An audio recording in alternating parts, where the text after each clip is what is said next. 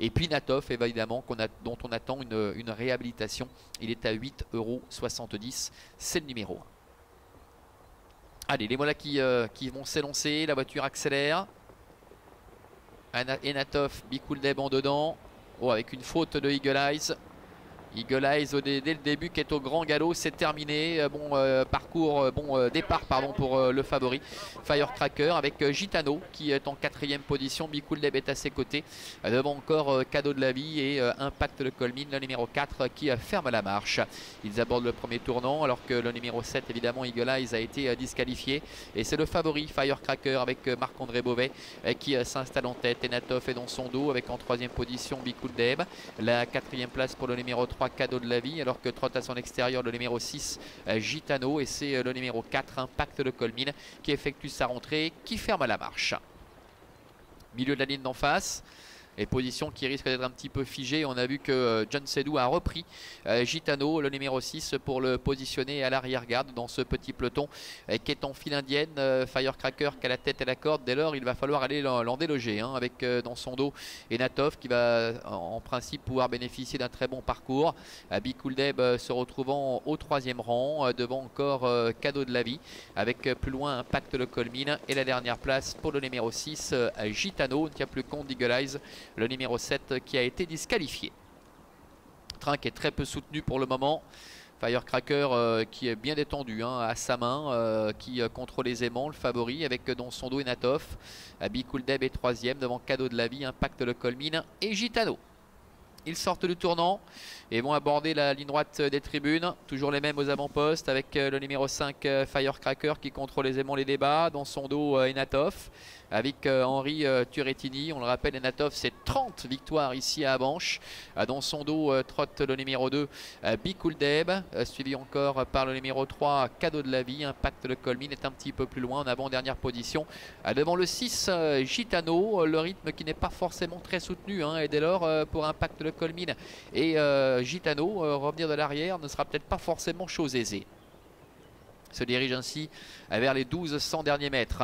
Firecracker, Marc-André Beauvais qui contrôle facilement Enatov dans son dos avec Henri Turrettini, alors que Bikuldeb est en 3e position. Ça ne bouge pas quasiment depuis le début. En 4e position trotte Cadeau de la Vie avec Ludovic Teureau devant Impact le Colmine et Gitano.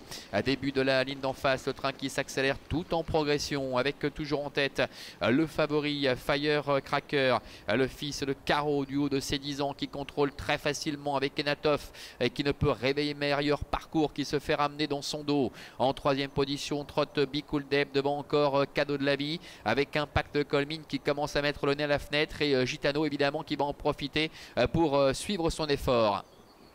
Tournant final.